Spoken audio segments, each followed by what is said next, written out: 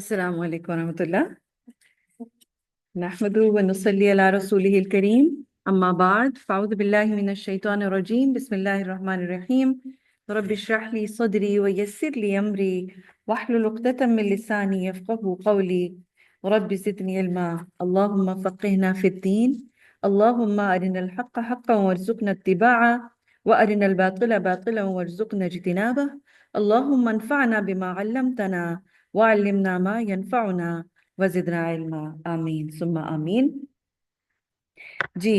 کل کے پارہ کی تھیم کس کو یاد ہے؟ عمل اس سے پچھلے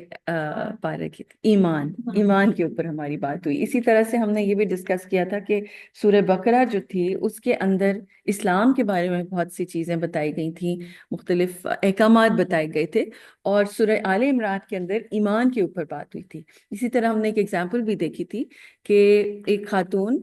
جن کے ذریعے سے اسلام کا قیام وجود میں آیا،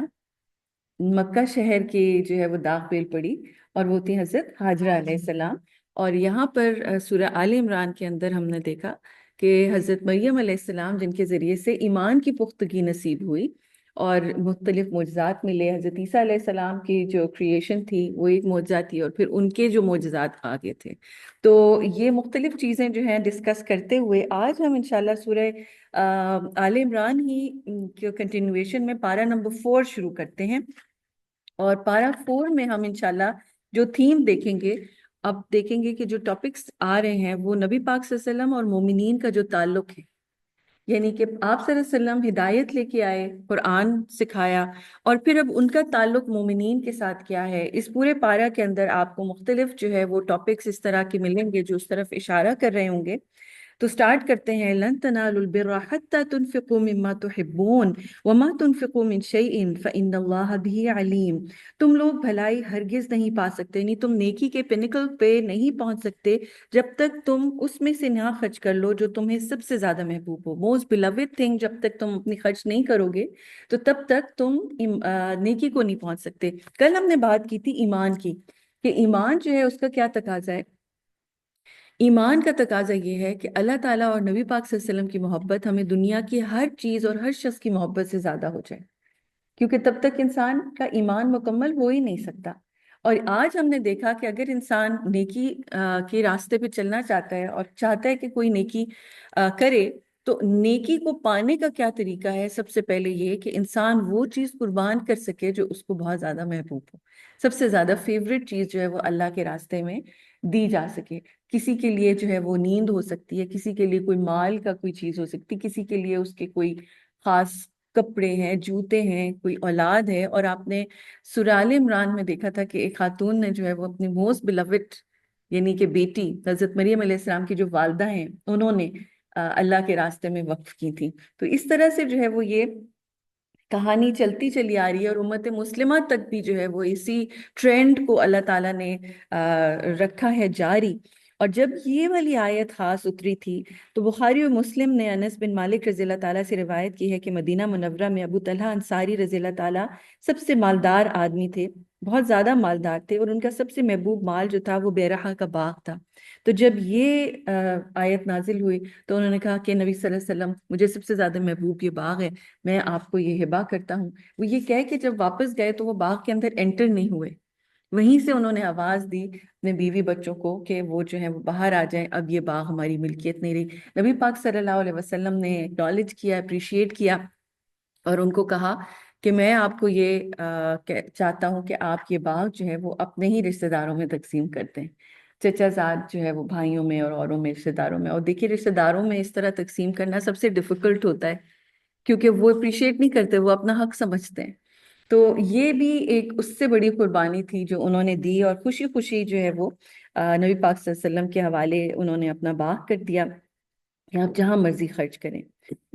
اور جو تم خرچ کرو گے اللہ تعالیٰ اس کو خوب جانتا ہے۔ بنی اسرائیل کے لیے تمام کھانے حلال کیے گئے سوائے اس کے جسے یعقوب نے تورات نازل ہونے سے پہلے اپنے اوپر حرام کر لیا تھا۔ اے نبی، آپ ان یہودیوں سے کہیے کہ اگر تم سچے ہو تو تورات لاؤ اور اسے پڑھو، بس جو لوگ اس کے بعد اللہ کے بارے میں جھوٹ افترا پردیزی کریں گے وہی ظالم ہوں گے۔ اب یہاں پر ایک امپورٹنس بتائی جا رہی ہے کہ اللہ تعالیٰ جو بک اتارتے ہیں، جو بھی اللہ کا کلام اترتا ہے، احکامات اس کے ماننے لازمی ہوتے ہیں۔ بنی اسرائیل جو ہیں ان کے اوپر چند کھانے جو ہیں انہوں نے خود حرام کیے ہوئے تھے، وہ اللیگل نہیں تھے، اللہ تعالیٰ نے تورات میں اس کے بارے میں کچھ نہیں کہا تھا، لیکن یعقوب علیہ السلام نے کسی بیماری یا کسی اور مقصد کے تحت ان کو اپنے اوپر ممنوع کر لیا تھا، جس کی وجہ سے پوری کی پوری قوم نے ان کی تکلیف میں جو ہے وہ چیز روک دی اپنے اوپر سے۔ اور خاص طور پر اللہ تعالیٰ کہہ رہے ہیں کہ تم تورات لا کے پڑھو تو صحیح، دیکھو تو صحیح۔ اور جیسے سورہ بقرہ میں آپ کو بنی اسرائیل کے واقعات نظر آتے ہیں، ویسے بنی اسرائیل کے یہاں پر بھی آپ کو بار بار مختلف باتیں اور مختلف چیزیں اس طرف ہنٹ کرتی ہوئی بھی نظر آتی ہیں کہ کس طرح سے وہ جو ہے وہ اپنی منمانی کرتے تھے، اپنی من پسند چیزیں جو ہے وہ ڈال دیتے تھے اللہ کی کتاب کے اندر، جو کہ اس کا حصہ نہیں ہوتی تھی۔ آپ کہہ دیجئے اللہ نے سچ کہا، پس تم لوگ ابراہیم کے دین کی پیروی کرو جو موحد مسلمان تھے اور مشرکین میں سے نہ تھے۔ اگین وہی بات اس کی طرف ہنٹ کی جا رہی سورہ بقرہ میں بھی کہ وہ بار بار تعلق قائم کرتے تھے ابراہیم سے، حضرت ابراہیم علیہ السلام کو سمجھتے تھے، کوئی یہودی کہتے تھے وہ یہودی تھے، اور عیسائی کہتے تھے وہ عیسائی تھے، حالانکہ ابراہیم علیہ السلام ان سے کئی ہزار سال پہلے مبعوث فرمائے گئے تھے۔ اور اب یہ دیکھیے کیسے کنیکٹ ہو رہا ہے، مکہ شہر کی بات آ گئی، ان اول بیت وضع للناس للذی ببکۃ مبارکا وہدی للعالمین، بے شک اللہ کا پہلا گھر جو لوگوں کے لیے بنایا گیا وہ ہے مکہ میں ہے، اور تمام جہان والوں کے لیے باعث برکت اور ہدایت ہے۔ یہ کیسے پہلا گھر ہے، اس کے بارے میں آپ دیکھیے سورہ بقرہ میں جہاں تحویل قبلہ کی بات آئی، اور نبی پاک صلی اللہ علیہ وسلم بھی بہت زیادہ خواہش رکھتے تھے کہ یہی قبلہ ان کا ہو، کیونکہ جو فائنل نبی تھے، جو لاسٹ نبی، ان کے بارے میں تمام کتب میں لکھا تھا کہ ان کا قبلہ خانہ کعبہ ہوگا۔ اور خانہ کعبہ جو تھا وہ فرشتوں نے سب سے پہلے کنسٹرکٹ کیا تھا، اس کے بعد پھر حضرت آدم علیہ السلام نے کنسٹرکٹ کیا۔ حضرت نوح علیہ السلام کا جب سیلاب آیا تھا تو یہ ختم ہو گیا تھا، بالکل مسمار ہو گیا تھا، اور اس کی کوئی وہ نہیں رہی تھی، نشانی نہیں رہی تھی، بس نیچے بنیادیں تھیں جس کی بیسس کے اوپر حضرت ابراہیم نے دوبارہ کنسٹرکٹ کیا۔ لیکن اس سب چیز کے دوران جو ہے وہ جو قبلہ اول جس کو کہا جاتا ہے، جو کہ فلسطین میں ہے، وہاں پر اس طرف نماز رخ کر کے تمام انبیاء پڑھتے رہے تھے، اور وہیں پہ آپ کو معلوم ہے زیادہ تر انبیاء بھیجے گئے تھے فلسطین کی سرزمین میں۔ تو یہ تو جو ہے ایک بیرن سا لینڈ تھا، اور یہاں پر جو ہے چونکہ اسلام کی داغ بھی پڑنی تھی، اس لیے اس گھر کی طرف واپس لوٹا گیا، اور اس کی امپورٹنس کے بارے میں بتایا جا رہا ہے، فی ہی آیاتم بیناتم مقام ابراہیم، اس میں روشن نشانیاں ہیں مقام ابراہیم کی، ومن دخلہ کان آمنا، جو کوئی اس میں داخل ہو گیا وہ امن سے ہو گیا، وللہ علی الناس حج البیت من استطاع الیہ سبیلا، اور اللہ کی رضا کے لیے بیت اللہ کا حج کرنا ان لوگوں پر فرض ہے۔ کن لوگوں پر فرض ہے؟ جو بھی اللہ کی عبادت کرنے والے ہیں، یعنی زندگی میں ایک دفعہ وہاں پر جانا، حج کرنا، جو بھی اس کی استطاعت رکھے اس پر فرض ہے، اور جو انکار کرے گا اور تو اللہ تمام دنیا والوں سے بے نیاز ہے، اللہ تعالیٰ کو کسی کی ضرورت نہیں ہے کہ کوئی وہاں جائے اور پھر حج کرے۔ اے نبی صلی اللہ علیہ وسلم آپ کہیے کہ اے اہل کتاب، تم اللہ کی آیتوں کا کیوں انکار کرتے ہو، اور تم جو کچھ کرتے ہو اللہ اس پر شاہد ہے۔ آپ دیکھیے اہل کتاب جو ہیں وہ اللہ سبحانہ وتعالیٰ کی بک کے اندر نبی صلی اللہ علیہ وسلم کی ساری نشانیاں ہونے کے باوجود بھی ان کو نہیں مان رہے تھے، حالانکہ ان کو یہ ڈیوٹی دی گئی تھی کہ آپ نے نبی صلی اللہ علیہ وسلم کو سپورٹ کرنا ہے، آپ کو ان کو ہیلپ کرنا ہے اس دین کو قیام کرنے کے لیے، ٹھیک؟ لیکن وہی سب سے پہلے دشمن بن گئے، جس کے اوپر یہ بار بار اللہ تعالیٰ بات کر رہے ہیں۔ اے نبی آپ کہیے اے اہل کتاب، تم اللہ کے راستے سے ان لوگوں کو کیوں روکتے ہو جو ایمان لے آئے ہیں، اس میں عیب جوئی کرتے ہو، حالانکہ تم اس دین برحق ہونے کے دل سے معترف ہو، یعنی یو نو کہ یہ اصل دین ہے، یہ سچا دین ہے، اور اللہ تمہارے کرتوتوں سے غافل نہیں، اور پھر بھی جو ہے وہ تم بار بار لوگوں کو روکتے ہو۔ تو یہ نبی صلی اللہ علیہ وسلم کا سب سے بڑا چیلنج تھا۔ اب یہاں پر آپ کو نظر آئے گا ایک ایک کر کے کہ پروفیٹ صلی اللہ علیہ وسلم کو کن کن مشکلات کا سامنا کرنا پڑا، کہ وہ لوگ جنہوں نے اصولاً ان کی ہیلپ کرنی تھی دین کے قیام میں، وہ سب سے پہلے آپ صلی اللہ علیہ وسلم کے دشمن بن گئے۔ آپ صلی اللہ علیہ وسلم کے خونی رشتے سو مچ سو کہ آپ صلی اللہ علیہ وسلم کے چچا اور سارے سرداران قریش جنہوں نے آپ صلی اللہ علیہ وسلم کی ہیلپ اور تائید کرنی تھی وہ سب سے پہلے دشمن بن گئے۔ تو آپ یہ دیکھیے یہ ایکسپیکٹڈ چیزیں نہیں ہوتی، ان ایکسپیکٹڈ چیزیں ہوتی ہیں، اور اسی وجہ سے پھر نبی صلی اللہ علیہ وسلم کی جو امت، جو ان کے لوگ ہیں، جو ان کے فالوورز ہیں، ان سے آپ صلی اللہ علیہ وسلم کا ایک بالکل گہرا اور یونیک ریلیشن شپ اور تعلق رہا، جو کہ آگے انشاءاللہ تعالیٰ آئے گا بھی۔ یا ایھا الذین آمنوا ان تطیعوا فریقا من الذین اوتوا الکتاب یردوکم بعد ایمانکم کافرین، اے ایمان والو اگر تم لوگ اہل کتاب کے ایک گروہ کی پیروی کرو گے تو وہ تمہیں ایمان کے بعد دوبارہ کافر بنا دیں گے۔ اب آپ کو سمجھ میں آ رہا ہوگا کہ اللہ تعالیٰ نے اسی وقت یہ بات کہہ دی تھی کہ there is a group of kuffar in the group of اہل کتاب، یہود اور نصارہ میں سے، کہ جو کہ ان کا مقصد ہی یہی ہے، ان کا کام ہی یہی ہے کہ مسلمانوں کو ان کی کتاب سے اور ان کے دین سے متنفر کر کے ان کو کفر کی طرف لے کے آنا، جبکہ اللہ کی آیتیں تمہاری سامنے پڑھی جاتی ہیں اور اس کے رسول تمہارے درمیان موجود ہیں، اور جو شخص اللہ سے اپنا رشتہ استوار کر لیتا ہے وہ سیدھی راہ پر آ جاتا ہے۔ تو اب دیکھیے کہ سب سے پہلے جو وَمَن يَعْتَصِم بِاللَّهِ، اللہ کو تھامنا بہت ضروری ہے، اللہ کو پکڑ لینا۔ کیسے پکڑیں گے ہم اللہ تعالیٰ کو؟ اس کی بھی ہنٹ اسی پارے میں آگے آ رہی ہے کہ اللہ تعالیٰ اس کے ساتھ جو ریلیشن شپ اسٹرانگ ہوگا، نبی صلی اللہ علیہ وسلم کے ساتھ جو ریلیشن شپ اسٹرانگ ہوگا وہ کیسے ہوگا؟ کوئی آپ کو کچھ اندازہ لگائیں گے کس طریقے سے اسٹرانگ ہوگا؟ یس، اس کتاب کو، بالکل، اس کو حبل بھی کہا گیا، اللہ کی رسی، ٹھیک ہے، حبل اللہ۔ تو آگے انشاءاللہ تعالیٰ اس کے بارے میں آپ پڑھیں گے بھی اسی بارے میں۔ اور جو شخص اللہ سے اپنا رشتہ استوار کر لیتا ہے وہ سیدھی راہ پر آ جاتا ہے۔ اے ایمان والو، یا ایھا الذین آمنوا اتقوا اللہ حق تقاتہ ولا تموتن الا وانتم مسلمون، اے ایمان والو اللہ سے ڈرو جیسے اس سے ڈرنے کا حق ہے، اور تمہاری موت آئے تو پھر تمہیں دین اسلام پہ ہی موت آنی چاہیے، یعنی تمہاری جو ڈیتھ ہے وہ اس حالت میں ہونی چاہیے کہ تم سر تسلیم خم کیے ہوئے، کیونکہ جو ڈیتھ کا ٹائم ہے نا وہ ایکچولی ہمیں یہ بتاتا ہے کہ ہم کس راستے پہ ہیں۔ ایک انسان ساری زندگی نیکیاں کرتے رہے لیکن آخر میں کوئی ایسی بات کر دے، کلمہ کفر کر دے، تو اس کی ساری چیزیں ضائع ہو جائیں گی، کیونکہ ڈیتھ کا جو ٹائم ہے اس وقت فرشتہ جو ہے وہ تو وہاں ارد گرد موجود ہوتے ہی ہیں، لیکن جو سب سے خطرناک چیز ہے، چیلنج، وہ شیطان بیٹھا ہوا ہوتا ہے یہاں پر پیچھے سے، اور وہ بار بار جو ہے وہ انسان کو بدزن کر رہا ہوتا ہے کہ آخری ٹائم پہ کسی طرح سے یہ پلٹ جائے اور پھر جو ہے وہ یہ کلمہ کفر کہہ دے۔ اس لیے اللہ تعالیٰ نے ہم سے ایکسپیکٹ کیا کہ ہم آخری سانسوں تک جو ہے وہ اللہ کے راستے پہ رہیں اور سر تسلیم خم کیے رہیں۔ وَاعْتَصِمُوا بِحَبْلِ اللَّهِ جَمِيعًا وَلَا تَفَرَّقُوا، اور تم سب اللہ کی رسی کو مضبوطی کے ساتھ تھام لو اور اختلاف میں نہ پڑو، ایک دوسرے کے ساتھ فرقہ واریت میں اور لڑنے جھگڑنے میں اور دین میں یعنی ایک دوسرے سے الگ الگ کانسیپٹس پیدا کر کے اور پھر لڑنا جھگڑنا شروع کر دو۔ اس چیز سے اللہ تعالیٰ نے خاص طور پر روکا ہے کہ تفرقے میں نہ پڑو۔ وَاذْكُرُوا نِعْمَةَ اللَّهِ عَلَيْكُمْ إِذْ كُنْتُمْ أَعْدَاءً، اور اللہ کی وہ نعمت یاد کرو کہ جب تم دشمن تھے، فَأَلَّفَ بَيْنَ قُلُوبِكُمْ، تو اللہ نے تمہارے دلوں کے اندر محبت ڈال دی، الفت ڈال دی، فَأَصْبَحْتُمْ بِنِعْمَتِهِ إِخْوَانًا، اور تم اللہ کی نعمت کی وجہ سے بھائی بھائی بن گئے۔ یہ کون سا ٹائم تھا؟ جب نبی صلی اللہ علیہ وسلم مدینہ آ رہے تھے تو اوس اور خزرج دو وہاں پر قبیلے تھے جو کہ بالکل وار کے قریب تھے،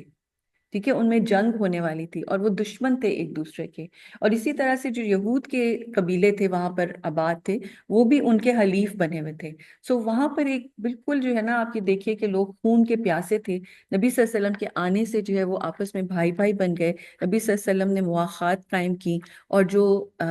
مکہ سے ہجرت کر کے آئے تھے ان کو اور مدینہ والے جو انصار ہیں ان کو بھائی بھائی بنا دیا گیا۔ تو یہ الفت جو ہے وہ اللہ کی نعمت یعنی ہدایت کی وجہ سے ملی، اور یہ ریلیشن شپ پروفیٹ صلی اللہ علیہ وسلم نے قائم کیا، جو ایک پوری کی پوری مسلم امہ it turned into a family. مدینہ کے اندر ہر ایک کے اندر ایک محبت اور یگانگت پیدا ہوگی، جو فیلنگز پہلے نہیں تھیں اس معاشرے میں، وہ ان نون سی تھیں۔ ایک کرخت معاشرہ تھا، ایک آپس میں جھگڑے کا اور لڑائی کا معاشرہ تھا، لوگ لو کو ایکسپریس نہیں کرتے تھے، آپس میں محبت اور یگانگت نہیں ہوتی تھی، لیکن اس دین کی وجہ سے جو ہے وہ دلوں کے اندر الفت پیدا ہو گئی۔ اور تم لوگ جہنم کی کھائی کے کنارے پہنچ چکے تھے، یعنی بالکل ایسا تھا کہ گرنے ہی والے ہو آگ کے اندر، فَأَنْقَذَ مِنْهُمْ، اور تم تو اللہ تعالیٰ نے تمہیں اس سے بچا لیا۔ اللہ اپنی آیتوں کو اسی طرح تمہارے لیے بیان کرتا ہے تاکہ تم ہدایت حاصل کرو، اور تم میں سے ایک گروہ ایسا ہو جو بھلائی کی طرف بلائے۔ یہ ہے وہ ڈیوٹی جو مسلم امہ کو دی گئی ہے، کہ سب نہیں کر سکتے، ہر ایک اپنی جابز کرتے ہیں، بزی ہوتے ہیں، لیکن وَلْتَكُن مِّنْكُمْ أُمَّةٌ، ایک چھوٹا گروپ ضرور ہونا چاہیے، يَدْعُونَ إِلَى الْخَيْرِ، جو نیکی کی طرف بلائے، وَيَأْمُرُونَ بِالْمَعْرُوفِ، اور اچھے کاموں کا حکم دے، وَيَنْهَوْنَ عَنِ الْمُنْكَرِ، برائی سے روکے، وَأُولَٰئِكَ هُمُ الْمُفْلِحُونَ، یہی لوگ ہیں جو فلاح پانے والے ہیں۔ اور یہ جو چیز ہے، یہ right from the time of prophet صلی اللہ علیہ وسلم شروع ہو گئی تھی، جب اصحاب صفہ جو تھے انہوں نے اپنا سارا کاروبار، سب چیزیں چھوڑ کر وہ فکس کر لیا تھا کہ ان کا کام صرف دین حاصل کرنا تھا اور لوگوں تک وہ پیغام آگے پہنچانا تھا۔ اور یہی وجہ ہے کہ with in a very very short period of time prophet صلی اللہ علیہ وسلم نے اپنے زندگی کے اندر پوری گلوب کے اوپر جو لوگوں کو بھیجا، صحابہ کرام کو بھیجا، جیسے آپ جانتے ہیں ابو ایوب انصاری جو تھے وہ آل دو وے ٹریول کر کے کنسٹینٹینوپل تک آ گئے تھے، وہاں پہ ان کی قبر ہے، آپ دیکھیے نا، تو دور دور تک صحابی، ابھی جو ہے وہ رشیا کے اندر صحابہ کرام کی قبریں ہیں۔ کوئی سوچ سکتا ہے کہ وہاں سے ٹریول کرتے ہوئے ایک ریگستان سے اس زمانے میں جب کہ کوئی مینز نہیں تھے، اور چائنا میں ایک صحابی، دو صحابی ہیں جن کی قبریں ہیں جہاں پر وہ مسجد قائم کی گئی ہے، پھر وہ پورا کا پورا شہر، اور پھر آپ اگر ان کی ہسٹری دیکھیں کہ کیسے اسلام پھیلا، تو وہ یہ چھوٹی سی گروپ ہوتے تھے جن کو ٹریننگ ملتی تھی، جو دین کے اوپر جو ہے وہ لگے رہتے تھے، اس میں محنت کرتے تھے اور لوگوں تک پہنچاتے تھے۔ تو اگر تھوڑے سے لوگ یہ کام کر لیں، یہ قربانی دے دیں، تو ہمارا دین جو ہے وہ آگے سے آگے بڑھتا چلا جائے گا، انشاءاللہ تعالیٰ لوگوں تک یہ پیغام پہنچتا جائے گا۔ وَلَا تَكُونُوا، اور ان کے لوگوں کی طرح نہیں ہونا، كَالَّذِينَ تَفَرَّقُوا وَاخْتَلَفُوا مِن بَعْدِ مَا جَاءَهُمُ الْبَيِّنَاتُ، ان لوگوں کی طرح نہ ہو جاؤ جو فرقوں میں بٹ گئے، یعنی جنہوں نے اپنے دین کو جو ہے اس میں تفرقہ ڈال دیا۔ دین تو آیا تھا کس کام کے لیے؟ آپس میں یگانگت اور محبت کے لیے، لیکن انہوں نے جو ہے وہ تفرقہ ڈالا اور فرقوں میں بٹ گئے۔ ان جیسے نہ ہونا، من بعد ما جاءہم البینات، اس کے بعد جو ان کے پاس روشن نشانیاں آ گئیں، وَأُولَٰئِکَ لَهُمْ عَذَابٌ عَظِیمٌ، اور ان کے لیے بہت بڑا عذاب ہے۔ تھوڑا تھوڑا ہم آیات جو ہیں وہ آگے سکپ کرتے جائیں گے، جو نئے ٹاپکس آتے جائیں گے، جو ایک دو آیات چھوڑ کے اگلی ہے، تِلْکَ آیات اللہ نتلوہا علیک بالحق، یہ اللہ کی آیتیں ہیں جنہیں ہم آپ کو ٹھیک ٹھیک پڑھ کر سناتے ہیں، اور اللہ دونوں جہان والوں میں کسی پر ظلم کا ارادہ نہیں رکھتا۔ یعنی کسی بھی اسٹیٹ میں ہم یہ نہیں سوچ سکتے کہ اللہ سبحانہ و تعالیٰ کبھی بھی کسی کے اوپر بھی ظلم کرے گا، یعنی یہ ہو ہی نہیں سکتا کہ وہ اپنی پیدا کی ہوئی مخلوق کے اوپر ظلم کرے، چاہے کسی کی کتنی ہی طبیعت خراب ہو، چاہے کوئی پوری کی پوری قوم اجڑ رہی ہو، چاہے کچھ بھی ہو رہا ہو، لیکن اللہ سبحانہ و تعالیٰ کے ہر فیصلے کے پیچھے ایک حکمت ہوتی ہے، اور وہ ظالم نہیں ہے کہ وہ کبھی بھی کسی کی تکلیف کو تکلیف دے۔ اسی لیے اللہ تعالیٰ نے ایک پوری کی پوری امت بنا دی۔ کن تم، کون؟ آپ سب، کن تم، اللہ تعالیٰ کہہ رہے ہیں تم ہو خیر امتن، the best of the اممز، the best of the people۔ کس لیے بیسٹ ہو؟ اخرجت للناس، تم لوگوں کے لیے نکالے گئے ہو، لوگوں کی خدمت کے لیے۔ تأمرون بالمعروف، تم لوگوں کو معروف کا اور اچھی بھلی باتوں کا حکم دیتے ہو، وتنہون عن المنکر، اور برائی سے روکتے ہو، وتؤمنون باللہ، اور اللہ پر ایمان لے کے آتے ہو۔ لو آمن اہل الکتاب لکان خیر لہم، اور اگر اہل کتاب ایمان لے آتے تو ان کے لیے زیادہ اچھا ہوتا۔ منہم المؤمنون و اکثرہم الفاسقون، ان میں سے کچھ تو مومن ہیں اور زیادہ تر ان میں سے فاسق ہی ہیں۔ اب یہ جو امت وسط ہے نا، اور یہ جن کا بتایا گیا ہے خیر امتن، آپ نے پہلے امت وسط پڑھا، اور پھر اب یہ جو ٹائٹل مل رہے ہیں نا، یہ کس وجہ سے مل رہے ہیں؟ دیکھیے اس کنفیوژن کو دور کر کے ہمیں آگے جانا ہوگا، بیکاز کئی دفعہ جب کوئی ٹائٹل ملتا ہے تو انسان اس کے اوپر بہت زوم کر بیٹھتا ہے کہ ہم تو کوئی شاید بہت بڑی چیز ہے، اور ہمارے اندر تو کوئی بہت بڑی ایسی چیز ہے جس کی وجہ سے ہمیں یہ ٹائٹل ملا ہے، اور پھر ان کو یہ لگتا ہے کہ جی ہم تو بخشے بخشائے ہیں، بیکاز بہت سی مسلم امہ میں لوگوں کے اندر یہ ایک ٹرینڈ ہے، سوچ یہ ہے۔ لیکن بخشش جو ہے وہ اللہ کی طرف سے کس صورت میں ملے گی؟ جب ہم وہ ڈیوٹی بھی کریں گے نا، अब थोड़ी सी अगर मैं आपको एग्जांपल दूं, किसी को अगर कोई ड्यूटी दी गई है, लेट्स से ड्राइविंग की, बस ड्राइविंग की ड्यूटी दी गई है, एक स्कूल का बस ड्राइवर है, उसको ड्यूटी बस ड्राइविंग की दी गई है। अब वो ड्राइविंग नहीं कर रहा और उसके अलावा हर काम कर रहा है, कुकिंग बहुत अच्छी कर रहा है, ठीक है, लेकिन बस चलाने का टाइम आता है तो वो नहीं चला रहा। अच्छा, बच्चे जो है वो स्कूल से लेट हो रहे हैं, वहां पर खड़े हुए हैं। अच्छा, फिर अगर चलाना है तो झटके लगा लगा के बच्चों को चोट लग रही है। अच्छा, वैसे और सारे काम बहुत अच्छे से कर रहा है, लोगों के काम आ रहा है, जाके उतर के जाके लोगों की हेल्प कर रहा है, लेकिन जिस ड्यूटी के ऊपर उसको रखा गया है वो नहीं कर रहा। तो अब आप क्या कहेंगे कि is this a good bus driver? नहीं। और चाहे वो बहुत अच्छा इंसान हो, लेकिन जिस काम के लिए उसको रखा गया वो नहीं कर रहा, तो फिर किस तरह से आप उसको कह सकते हैं कि जी इसको कोई प्रमोशन मिल सकती है, या फिर ये कि इसको इसके ऑर्गेनाइजेशन जो है वो कोई मेडल दे, या वो समझता रहे कि जी मैं तो बड़ा इंसान हूँ अच्छा, तो मुझे तो कोई बहुत आला वो मिलना चाहिए। No, it cantt happen, because जो काम दिया है वो नहीं कर रहे। तो हम जो उम्मत हैं, हमें एक काम दिया गया है, उसकी वजह से हम खैरा उम्मतिन बनेंगे। उखरिजत लिन्नास, अगर हम लोगों के ही काम नहीं आ रहे,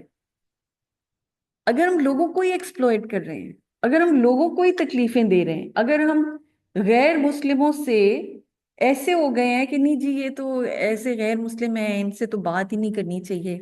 उनके साथ बैठ ही नहीं रहे हैं। आप देखिए, उखरिजत लिन्नास सिर्फ मोमिनों के लिए नहीं निकाला गया। जब तक हम दीन उन लोगों को नहीं पहुंचाएंगे, उन लोगों के साथ हम एक ताल्लुक नहीं कायम करेंगे कि वो सीखें दीन,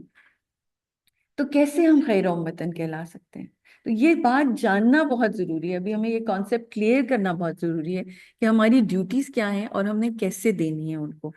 ठीक। अब अगर हम दीन का रास्ता इख्तियार करते हैं तो एक बहुत बड़ी चीज आती है, और वो है बैकलैश,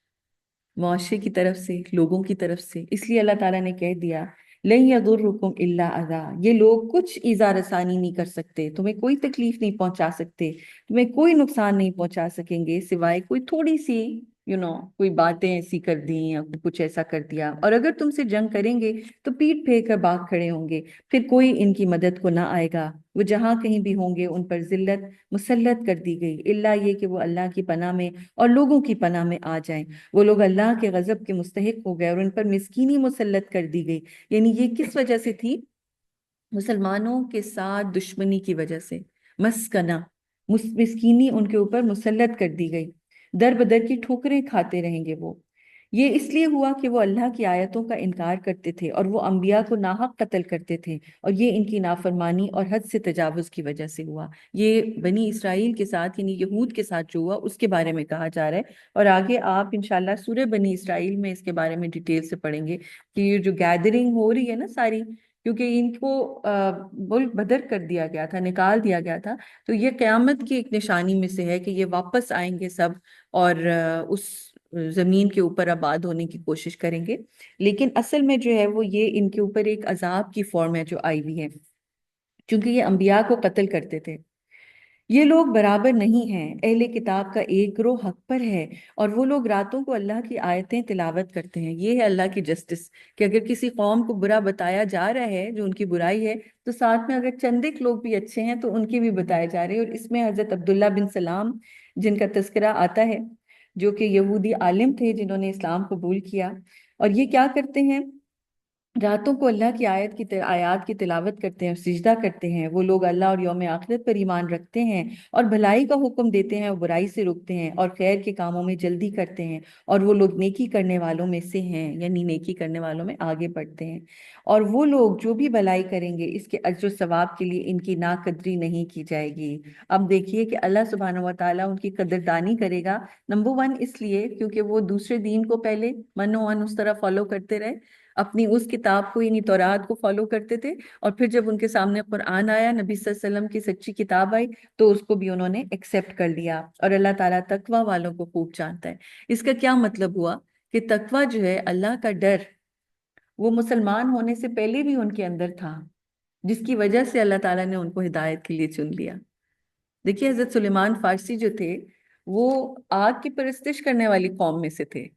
اور وہاں پر ان کے دل کے اندر یہ احساس تھا کہ میں کچھ غلط کر رہا ہوں، اور ان کے اندر سرچ تھی یہ. پہلے وہ عیسائی ہوئے، پھر اس سے بھی وہ اس سے ہوتے ہوتے ہوتے آپ دیکھیے یہاں عرب تک پہنچے، عربز میں پہنچے اور نبی صلی اللہ علیہ وسلم کو دیکھا، پہچانا اور ایمان لے آئے. تو یہ جو چیز تھی، یہ جو تڑپ تھی، یہ ایک طرح کا تقویٰ تھا جو دل کے اندر تھا، جو ان کو دین کی طرف لایا. ان الذين كفروا لن تغني عنهم اموالهم ولا اولادهم من الله شيئا. بے شک جن لوگوں نے کفر کو قبول کر لیا، ان کے مال اور ان کی اولاد اللہ کے مقابلے میں کچھ بھی کام نہ آئیں گے، اور وہی لوگ جہنمی ہیں، وہ لوگ اس میں ہمیشہ ہمیشہ رہیں گے. وہ لوگ دنیا کی زندگی میں جو کچھ خرچ کرتے ہیں اس کی مثال اس تیز ہوا کی سی ہے جس میں کڑاکے کی سردی ہو، جو ایسی قوم کی کھیتی کو جا لگے جس نے اپنے آپ پر ظلم کیا اور اس کھیتی کو تباہ و برباد کر دیا. اور اللہ نے ان پر ظلم نہیں کیا بلکہ انہوں نے خود اپنے آپ پر ظلم کیا. کیوں کھیتی کی بات آئی؟ کیونکہ ایک کھیت کو اگانے میں بہت محنت لگتی ہے، اور وہ جب پالا اس کے اوپر پڑا، یا جو بھی اوس تھی اس نے سب کچھ تباہ کر دیا، تو ان کی سالوں کی محنت ختم ہو گئی. اب ان کو ریوارڈ کچھ نہیں ملے گا. تو یہ لوگ جو صدیوں سے اتنے کام کرتے آ رہے ہیں، چاہے وہ سوشل ویلفیئر کا کام ہو، لوگوں کے لیے کام ہو، لیکن چونکہ انہوں نے دین اپنا غلط کر دیا، صحیح دین کے اوپر نہیں تھے، اللہ تعالیٰ کی آیات کو ریجیکٹ کر دیا، اس کی وجہ سے کیا ہوا؟ وہ ساری کی ساری محنت ختم اور ضائع. یا ایھا الذین آمنوا لا تتخذوا بطانة من دونکم لا یألونکم خبالا. اب یہ دیکھیے غیر مسلموں سے بار بار کیسے تعلق ہونا چاہیے. اے ایمان والو، تم غیر مسلموں کو اپنا رازدار نہ بناؤ، وہ تمہیں نقصان پہنچانے میں کوئی کسر باقی نہیں رکھیں گے. وہ تو چاہتے ہیں کہ تم مشقت اور پریشانی لاحق تمہیں ہو جائے. ان کی زبانوں سے دشمنی ظاہر ہو چکی، اور ان کی سینوں نے جو کچھ چھپا رکھا ہے وہ تو زیادہ بڑی عداوت ہے. اگر تم عقل والے ہو تو ہم نے تمہارے لیے آیتوں کو بیان کر دیا. یعنی انٹیلیجنٹ لوگوں کو پتا ہوگا کہ جو نان مسلمز ہیں یہ کبھی بھی مسلمانوں کے لیے اچھا نہیں چاہیں گے. چاہے کتنی ایڈ دے دیں، کتنے یہ پیسہ دے دیں، چاہے کتنی سویٹ ٹاک کر لیں، چاہے کتنے ہی اچھے لگیں، لیکن اندر سے جو ہے ان کا دل، اس کے اندر بغض ہے بہت زیادہ. تم خود دیکھ لو کہ تم ان سے محبت رکھتے ہو. ہاں تم وہ لوگ ہو، الائی تحبونہم، تم ان سے محبت رکھتے ہو، تم ان کو پسند کرتے ہو. ولا یحبونکم، وہ تم سے محبت نہیں رکھتے، کیونکہ اللہ تعالیٰ ان کے دلوں کو جانتا ہے نا کہ کیا فیلنگز ہیں مسلمانوں کے لیے ان کی. وَتُؤْمِنُونَ بِالْكِتَابِ كُلِّهِ، اور تم تو تمام کتابوں پر ایمان رکھتے ہو. وہ جب تم سے ملتے ہیں تو کہتے ہیں ہم ایمان لائے، اور جب تنہائی میں ہوتے ہیں تو تمہارے غصے کے اپنی انگلیاں دانتوں میں لے لیتے ہیں. یعنی ان کا اتنا غصہ چڑھ رہا ہوتا ہے. آپ کہہ دیجئے کہ اپنے غصے میں مر جاؤ، اللہ دلوں کی باتوں کو خوب جانتا ہے. اگر تمہیں کوئی بھلائی ملتی ہے تو انہیں تکلیف ہوتی ہے. یعنی تمہاری اگر ملک پراسپر کر رہا ہے، تمہیں کوئی فتح نصیب ہوئی ہے، تو ان کو اس کے اوپر غصہ چڑھتا ہے اور ان کو اچھا نہیں لگتا، وہ اس سے خوش. اور اگر تمہیں کوئی تکلیف پہنچتی ہے تو وہ خوش ہوتے ہیں. کوئی نیچرل ڈیزاسٹر آ جائے، کہیں پہ کوئی موت آ جائے، کوئی آپس میں جو ہے وہ چپکلش ہو جائے، آپس میں فرقہ واریت ہو جائے، جنگیں ہو جائے، دو مسلم ملکوں کی جنگیں ہو جائے، تو اس پہ دے آر ویری ہیپی. اور اگر تم صبر کرو گے اور اللہ سے ڈرتے رہو گے تو ان کا مکر و فریب تمہیں کچھ نقصان نہیں پہنچائے گا. بے شک اللہ ان کے کرتوتوں کو اچھی طرح جانتا ہے. تو اللہ تعالیٰ ہمیں سجیسٹ کیا، یعنی ہمیں نصیحت یہ کر رہے ہیں کہ ان سے مدبھیڑ نہ کرو، ان سے منہ نہ لگو. ایون تو اللہ تعالیٰ نے ان کی نفرت کا بتا دیا، لیکن تم صبر کرتے رہو، تم اللہ کا تقوی اختیار کرتے رہو، تم اپنے کام سے کام رکھو. کیونکہ دیکھیے سب سے بڑی جو ہمارے فوکس ہٹ جاتے ہیں وہ یہ ہے کہ جب ہم دوسرے کی چیز میں پڑ جاتے ہیں، اس سے جھگڑنے لگتے ہیں، پھر ہم کرنے کا کام نہیں کر سکتے. تو ہمیں اللہ تعالیٰ کیا کہہ رہے ہیں؟ بس صبر سے اپنے کام سے لگے رکھو، اللہ تعالیٰ کا تقوی اختیار کرو، اور جو بھی ان کی سازشیں ہیں جب تک تم اللہ کا خوف رکھو گے اور یکتا رہو، اکٹھے رہو گے، آپس میں لڑائی نہیں کرو گے، تب تک ان کی جو بھی یہ باتیں ہیں، یہ چیزیں، چالیں تمہیں کوئی نقصان نہیں پہنچائیں گی. اے نبی، آپ صبح کے وقت اپنے گھر سے چلے، مسلمانوں کو جنگی ٹھکانوں کو پر متعین کر رہے تھے، اور اللہ بڑا سننے والا، خوب جاننے والا ہے. اب یہاں پر غزوہ احد کی بات شروع ہوتی ہے، اور اس کے اندر بھی مسلمانوں کا جو ایک تعلق ہے نبی صلی اللہ علیہ وسلم سے وہ نظر آتا ہے، جس کے اندر آپ یہ دیکھیے کہ یہ کہا گیا کہ جب تم میں سے دو گروہوں نے پسپائی کا ارادہ کیا اور اللہ ان کا دوست ہے، اور مومنوں کو صرف اللہ پر بھروسہ رکھنا چاہیے. اس کے بارے میں جو ہے کہا جاتا ہے کہ خزرج کا قبیلہ ہے اور اوس کا قبیلہ ہے، یہ دو گروہ جو ہیں یہ کہتے تھے کہ ہمیں جو ہے یہ آیت بہت پسند ہے. ایون دو ان کی کوئی اچھی بات نہیں مینشن کی گئی یہاں پر، کہ انہوں نے پسپائی کا ارادہ کیا، یعنی کہ یہ اپنے ہاتھ پاؤں تھوڑے چھٹ گئے ان کے، ہاتھوں کے طوطے جیسے نہیں اڑ جاتے، تھوڑ دلے ہو گئے، لیکن اس کے باوجود اللہ تعالیٰ یہ کہہ رہے ہیں کہ اللہ ان کا دوست ہے۔ تو یہاں پر وہ اکثر کوٹ کیا کرتے تھے کہ ہمارے بارے میں اللہ تعالیٰ نے یہ کہا ہے نا کہ اللہ تعالیٰ ان کا دوست ہے، اور مومنوں کو تو صرف اللہ پر بھروسہ رکھنا چاہیے، اور اللہ نے میدان بدر میں بھی تمہاری مدد کی جبکہ تم نہایت کمزور تھے، بس تم لوگ اللہ سے ڈرو تاکہ تم اللہ کی اس نعمت کا شکر ادا کرو، جب آپ مومنوں سے کہہ رہے تھے کہ کیا تمہارے لیے اللہ کافی نہیں، کہ تمہارا رب یہ کافی نہیں کہ تیرا رب 3,000 فرشتے اتار کر تمہاری مدد کرے؟ ہاں اگر تم لوگ صبر کرو گے اور اللہ سے ڈرو گے اور تمہارے دشمن جوش میں آ کر تم تک آ جائیں گے تو تمہارا رب 5,000 نشان لگے ہوئے فرشتوں کے ذریعے تمہاری مدد کرے گا۔ یعنی پرومس جو ہے وہ 3,000 کا ہوا تھا فرشتوں کا، اور پھر اس کو بڑھا کے 5,000، ہمیں جس سے یہ لیسن ملتا ہے کہ انسان کا اللہ پر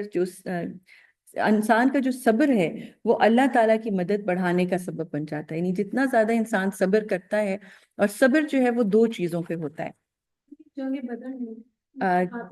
اس کے بعد احد کی بات ہو رہی ہے، جنگ بدر میں بھی اللہ تعالیٰ نے مدد بھیجی تھی، اور وہ یاد کرا کے احد کے میدان میں ریمائنڈ کرایا جا رہا ہے، ٹھیک ہے، جنگ بدر کی ریمائنڈر دیا جا رہا ہے کہ وہاں پہ بھی تو مدد کی تھی، کیونکہ وہاں پر 313 تھے، بہت تھوڑے لوگ تھے، اور اتنی بڑی یعنی فوج کو جو ہے وہ شکست دے دی گئی تھی، اور وہ ابھی پچھلے سال کا ہی یہ واقعہ تھا، 1 سال ہی گزرا تھا اس کو، اور اب احد کا ٹائم ہو گیا۔ اچھا، احد کا تھوڑا سا میں آپ کو بیک گراؤنڈ بتا دوں کہ اس کے اندر جو مدینہ میں رہنے والے لوگ تھے، خاص طور پر جو منافقین تھے، عبداللہ بن ابی، یہ لوگ دیکھنے میں تو مسلمان لگ رہے تھے نا،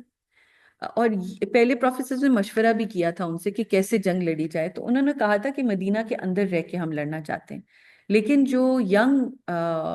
مسلمان تھے وہ جوش و خروش میں، انہوں نے کہا نہیں نہیں ہم باہر نکل کے لڑیں گے ان سے نا۔ تو اب وہ سارا جو چیز ہے، اور جب پھر ایونچولی جو ہے وہ نقصان ہوا، تو آپ دیکھیں گے کہ منافقین جو ہے بڑا نا انہوں نے اعتراض کیا کہ جی اگر ہماری بات مان لی ہوتی تو آج یہ نقصان نہ ہوا ہوتا۔ کئی لوگ ہوتے ہیں نا ایسے، جب سارا کچھ ہو چکا ہوتا ہے تو بعد میں کہتے ہیں ہاں میری بات ماننی ہوتی نا۔ تو یہ آپ نے کبھی ایسے سنا ہے، وہ بڑے بوڑھے جو ہیں وہ جب یہ رشتے وشتے ہو رہے ہوتے ہیں تو اس کے اندر بڑے اپنے مشورے دے رہے ہوتے ہیں نا،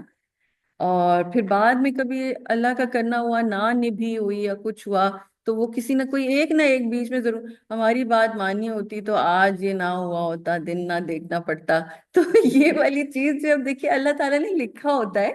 تو یہ بات جو ہے وہ ایک مومن کو راس نہیں آتی، یہ مومن اس طرح کی بات نہیں کرتے کہ یوں ہو جاتا، جو ifs and buts ہے نا ان سے اٹھ کے جو ہے وہ مومن الگ طرح سوچتا ہے، اس کی بڑی پازیٹیو اپروچ ہوتی ہے۔ تو اور اللہ نے اسے تمہارے لیے محض خوشخبری بنائی ہے تاکہ اس سے تمہارے دلوں کو اطمینان ہو، ورنہ مدد تو صرف اللہ کے پاس سے آتی ہے جو بڑی عزت اور حکمت والا ہے۔ یعنی فرشتوں کا آنا جو ہے یہ بیسکلی ایک گڈ نیوز ہے،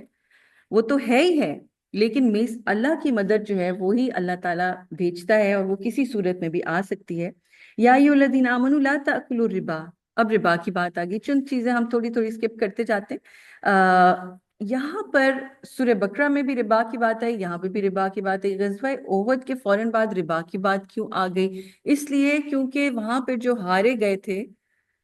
وہ مال کی محبت کی وجہ سے ہار پڑ گئی تھی، تو وہ بھی انشاءاللہ آگے ہم دیکھیں گے کہ جب جیت رہے تھے اور لوگ مال غنیمت جمع کر رہے تھے، تو جس دستے کو جو ہے وہ تیر اندازوں کے پروفیسر نے کھڑا کیا تھا کہ کسی صورت ہٹنا نہیں ہے، وہ مال کو دیکھ کے تو وہاں پہ پہنچ گئے۔ تو اب روٹ کاز چونکہ مال تھا، مال کی محبت، اس کو نکالنا تھا، اس لیے یہاں پر اب سود کی بات آ گئی کہ وہ حرام ہے، فائنینشیل میٹر، ورنہ سوچتے ہیں نا بندہ کئی دفعہ کہ یہ ٹاپک اچانک سے یہاں کیوں آ گیا، یہ یہاں کیوں آ گیا، تو اس کو روٹ کو نکالنا ہے، اس چیز کو دل میں سے نکالنا ہے کہ اے ایمان والو، کئی گنا بڑھا کر سود نہ کھاؤ اور اللہ سے ڈرتے رہو تاکہ تم فلاح پاؤ، اور اس آگ سے ڈرو جو کافروں کے لیے تیار کی گئی ہے، اور اللہ اور رسول کی اطاعت کرو تاکہ تم پر رحم کیا جائے، اور تیزی کرو اپنے رب کی مغفرت کی طرف، اس کی جنت کی جانب جس کی وسعت آسمان اور زمین کے برابر ہے، جو اللہ سے ڈرنے والوں کے لیے تیار کی گئی ہے۔ یعنی کہ وَسَارِعُوا إِلَىٰ مَغْفِرَةٍ مِّن رَّبِّكُمْ، یعنی ریس لگا دو، دوڑ لگا دو اللہ کی مغفرت کی طرف، جنت کی طرف۔ اس میں ہم سکون سے بیٹھ نہیں سکتے، we have to run towards اللہ تعالیٰ اور اس کی مغفرت۔ اور جو لوگ خوشی اور غم ہر حال میں اللہ کی راہ میں خرچ کرتے ہیں اور غصہ پی جانے والے اور لوگوں کو معاف کر دینے والے ہوتے ہیں، اور اللہ احسان کرنے والوں سے محبت کرتا ہے۔ اب یہ جو چیز ہے، جو کوالٹیز بتائی جا رہی ہیں، وہ متقین کی بتائی جا رہی ہیں، جو واقعی اللہ کا خوف رکھتے ہیں۔ وہ کون ہیں؟ جو کہ ہر حال میں خرچ کرتے ہیں، چاہے اچھے حالات ہوں، چاہے برے حالات ہوں، چاہے جنگ کا زمانہ ہو تو بھی خرچ کرتے ہیں، اور ان کا جو نظر ہے وہ مال کمانے پہ نہیں ہوتی۔ ٹھیک ہے، اب آپ کو سمجھ میں آیا یہاں پہ یہ ساری بات کیوں بتائی جا رہی ہے؟ کیونکہ آگے عہد کا ذکر آ رہا ہے، اور وہ ساری چیز جو ہے، اور احسان ایکسپیکٹ کر رہے ہیں کہ اللہ تعالیٰ ہم احسان کا رویہ اختیار کریں گے۔ والذین اذا فعلوا فاحشة او ظلموا انفسهم ذکروا اللہ، اور جب ان میں سے کوئی بدکاری ہو جاتی ہے، بری بات ہو جاتی ہے، اپنے آپ پر ظلم کر لیتے ہیں، تو اللہ کو یاد کرتے ہیں، اللہ یاد آ جاتا ہے، اور اپنے گناہوں کے لیے مغفرت طلب کرتے ہیں، اور اللہ کے علاوہ کون گناہوں کو معاف کر سکتا ہے، اور اپنے کیے پر جان بوجھ کر اصرار نہیں کرتے۔ یعنی فوراً معافی مانگ لینا جو ہے نا، انسان کے گناہوں کو مٹانے کا سبب بن جاتا ہے۔ جو نیکی لکھنے والا فرشتہ نا، وہ تو فوراً سے آپ نیکی کرتے ہیں وہ لکھ لیتا ہے، لیکن جو برائی لکھنے والا، ایول لکھنے والا فرشتہ ہوتا ہے نا، وہ تھوڑی دیر قلم روک کے بیٹھ جاتا ہے۔ اگر اسی وقت فوراً غلطی کرتے ہی فوراً انسان توبہ کر لے تو وہ لکھتا ہی نہیں ہے۔ آپ دیکھیں کسی چیز کے اوپر لکھ کے مٹا رہے ہیں تو نشان تو رہ جاتا ہے نا، تو وہ بک آف ڈیڈز جو ہے نا وہ خراب ہی نہیں ہوتی۔ یہ ہے امپورٹنس فوراً توبہ کرنے کی۔ اور اگر تھوڑی دیر میں جا کے کریں تو پھر وہ جو لکھا ہوا ہوتی ہے بری ڈیڈ، اس کو مٹا دیا جاتا ہے۔ لیکن یہاں پر جو ہے وہ فوری توبہ کرنے کی بات آ رہی ہے، خاص طور پر چونکہ غزوہ احد میں ایک بہت بڑی غلطی ہو گئی تھی، اور اسی وجہ سے بار بار اس چیز کا تیاری کی جا رہی ہے کہ مسلمانوں کو اس غلطی کے بعد فوراً اگر معافی مانگ لیں، جو کہ واقعی دے فیلٹ بیڈ اور انہیں مانگ لی تھی، تو اللہ تعالیٰ نے اتنی بڑی غلطی بھی پھر معاف کر دی تھی ان کی۔ ان لوگوں کو بدلہ ان کے رب کی مغفرت اور وہ جنتیں ملیں گی جن کے نیچے نہریں جاری ہوں گی، جہاں وہ ہمیشہ رہیں گے، اور عمل صالح کرنے والوں کا بدلہ اچھا ہوتا ہے۔ تم سے پہلی امتوں کے واقعات گزر چکے، پس تم زمین میں چلو اور دیکھو اللہ کے رسول کو جھٹلانے والوں کا انجام کیا ہوا۔ قرآن عام انسانوں کے لیے اعلان حق ہے، ھذا بیان للناس وہدی وموعظۃ للمتقین، اور اللہ سے ڈرنے والوں کے لیے ہدایت اور نصیحت ہے۔ ولا تہنوا ولا تحزنوا وانتم الاعلون ان کنتم مؤمنین، اور تم کمزور نہ بنو اور نہ غم کرو، اور اگر تم ایمان والے ہوگے تو تم ہی سب سے زیادہ بلند ہوگے۔ انتم الاعلون، یعنی اگر ایمان دل کے اندر ہے تو امت مسلمہ جو ہے وہ سب سے زیادہ اعلیٰ لیول پر چلی جائے گی۔ اور یہ ہم نے گولڈن ایرا میں دیکھا تھا کہ جبکہ اگر کوئی میتھمیٹیشین بھی تھے، اگر کوئی فزکس کے بھی اسکالر تھے، تو قرآن اور سنہ کے اندر وہ ایکسپرٹ ہوتے تھے۔ اس کے بعد وہ اور فنون میں اور علوم کے اندر، فلسفی اور اس سب میں، طب میں، تو اس کی وجہ سے جو رائز تھی مسلم امہ کی وہ اتنی اونچی ہوئی تھی کہ they were ruling the world، اور وہ ہر چیز کے اوپر پہ بلند تھے نا، ہر ایک ان سے علم حاصل کرنے کے لیے آتا تھا۔ تو یہی چیز جو ہے بیسکلی ہے کہ اگر انسان کے دل کے اندر ایمان ہوگا تو مومن امت جو ہے، امت مسلمہ، وہ سب سے زیادہ بلند درجے پہ رہے گی۔ اگر تمہیں زخم لگا ہے تو تمہاری طرح تمہارے دشمنوں کو بھی زخم لگا ہے، اور ان ایام کو ہم لوگوں کے درمیان بدلتے رہتے ہیں تاکہ اللہ مومنوں کو جان لے اور تم میں سے کچھ لوگوں کو شہید بنائے، اور اللہ ظلم کرنے والوں سے محبت نہیں رکھتا، اور تاکہ اللہ ایمان والوں کو نکھار دے اور کافروں کو مٹا دے۔ اب یہ کیا بات ہو رہی ہے یہاں پر؟ غزوہ احد کا جو نتیجہ تھا آپ کو معلوم ہے کہ بہت سے مسلمان شہید ہو گئے تھے اس غلطی کی وجہ سے، جو چند مسلمانوں کی وجہ سے، صحابہ کرام کی وجہ سے ہوئی۔ تو اب لوگ جو ہے وہ تو حیران تھے کہ یہ اتنے سارے شہید کیسے ہو گئے نا۔ تو اللہ سبحانہ و تعالیٰ اب وجہ بیان کر رہا ہے کہ شہادت کا بھی ایک بہت بلند رتبہ ہے، اور اگر آج مسلمانوں کو تکلیف پہنچی ہے، کوئی زخم لگا ہے، تو بدر میں کل پہلے کفار کو بھی تو لگا تھا نا۔ تو یہ چیزیں جو ہیں وہ الٹ پلٹ ہوتی رہتی ہیں، مختلف جو ہے نیشنز، ان کی کبھی کوئی اوپر کبھی کوئی اوپر ہوتی رہتی ہے۔ اور ایک تو ہوتی ہے نا وار، اور اس میں بہت ساری بیٹلز ہوتی ہیں، تو دا بیٹل آف بدر، دا بیٹل آف احد، ابھی وار تو چلتی چلی جا رہی ہے، تو بیٹلز تو اس میں بہت سی آئیں گی، کسی میں جیت ہوگی، کسی میں اس طرح جیت نہیں ہوگی، لیکن اصل چیز ہے کہ اینڈ میں کون جیتے گا۔ اسی لیے کہا ام حسبتم ان تدخلوا الجنہ ولما یعلم اللہ الذین جاہدوا منکم ویعلم الصابرین، کیا تم نے یہ سمجھ لیا ہے کہ جنت میں ویسے ہی داخل ہو جاؤ گے، حالانکہ اب تک اللہ نے تم میں سے ان لوگوں کو جانا ہی نہیں جنہوں نے جہاد کیا اور جنہوں نے صبر سے کام لیا۔ تم لوگ موت کو سامنے دیکھنے سے پہلے اس کی تمنا کرتے تھے، بس تم لوگ نے اب اس کو اپنی آنکھ سے دیکھ لیا۔ یعنی بہت لوگ جو ہے وہ سوچتے تھے کہ کاش ہمیں شہادت نصیب ہو جائے، کاش ہمیں شہادت نصیب ہو جائے، تو اب جب شہادت نصیب ہوئی تو اب کیوں تم لوگ رو رہے ہو نا؟ ایک اسی طرح صاحبہ جو تھی نا وہ کہتی ہیں کہ میں بڑی دعا کیا کرتی تھی کہ مجھے جو ہے وہ مدینہ میں موت آئے نا، تو کہتی ہیں ہوا یہ کہ جب ہم عمرہ کرنے کے لیے گئے اور جب مدینہ پہنچے تو میری تو حالت فنا میری تو اتنی بری حالت کہ ہائے اللہ، میں تو اتنی دعائیں کرتی رہی ہوں یہ نہ ہو کہ مجھے کچھ ہو ہی جائے تو یہ ہوتا ہے کہ ہم تمنا تو ہماری ہوتی ہے، اور یہی بات اللہ تعالیٰ بھی یہاں پہ فرما رہے ہیں نا کہ شہادت کی تمنا تو تھی، لیکن جب ہوئی شہادت ایکچوئل میں جو ہے وہ عملاً وہ چیز بڑی مشکل ہو جاتی ہے نا۔ تو یہاں پر جو ہے وہ نبی صلی اللہ علیہ وسلم کی بھی شہادت کی غلط خبر جو تھی وہ پھیل گئی، اور اس کے اوپر جو ہے نا وہ سارے کے سارے مسلمان وہ ڈی موٹیویٹ ہو گئے، انتہائی غم میں چلے گئے، ڈپریشن میں چلے گئے، اور بس سب کچھ ہاتھ پاؤں چھوڑ دیے۔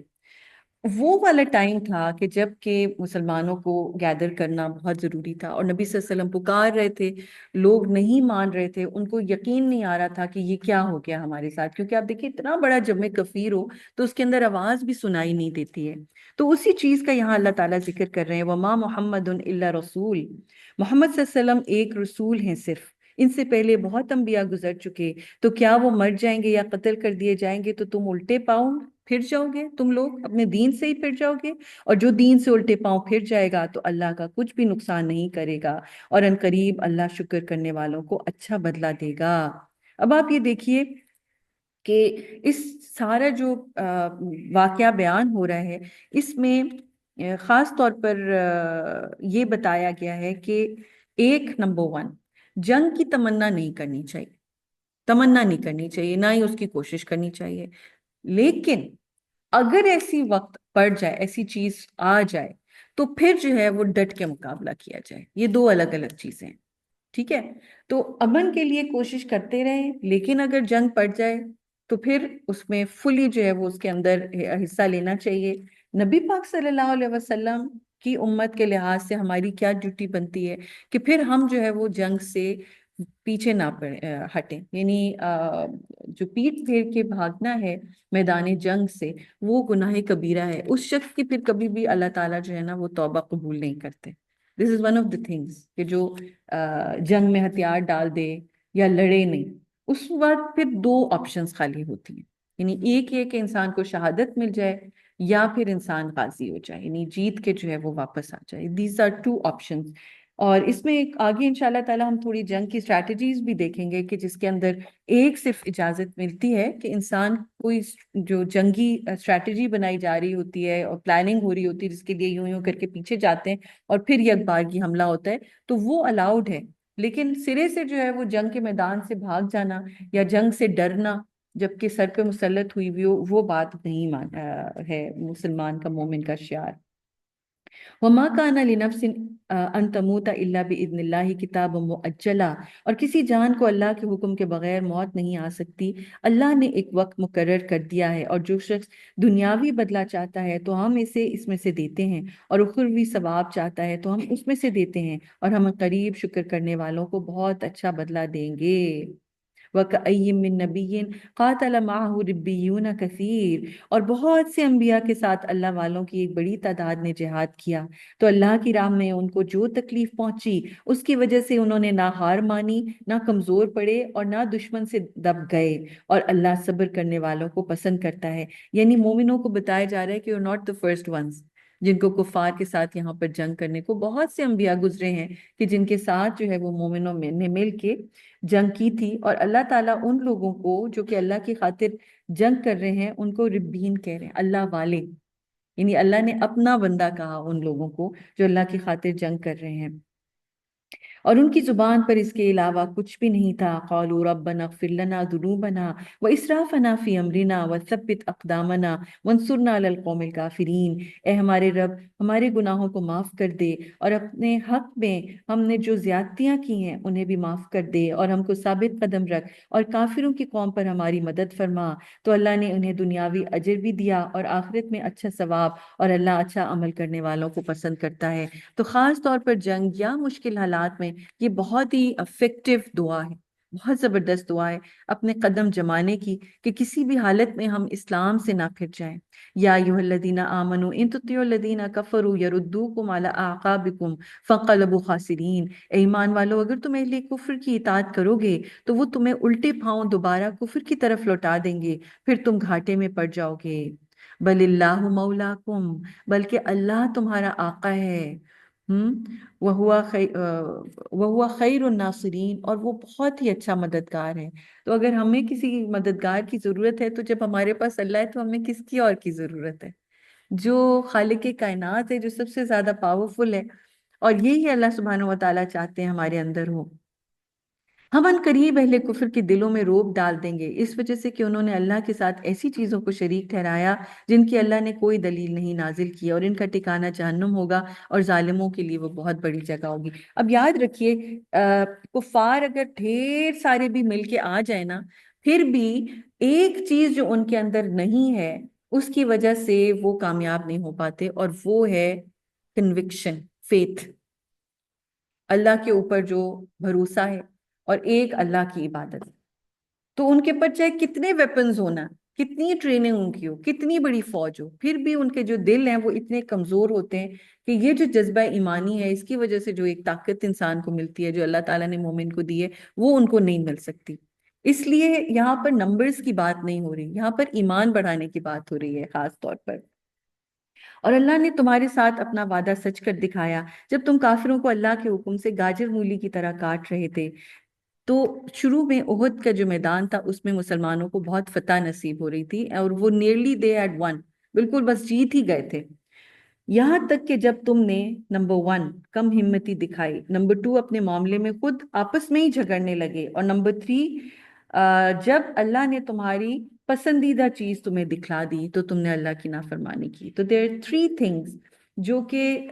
دین اور دنیا کے اندر کامیابی میں انسان کے حائل ہو جاتی ہیں. یعنی اگر یہ 3 چیزیں ہوں انسان کے اندر، یا ان میں سے کوئی ایک بھی چیز ہو، تو پھر اس کو سکسیس نصیب نہیں ہوتی. اور اس میں سے پہلی چیز ہے ڈی موٹیویٹڈ ہونا،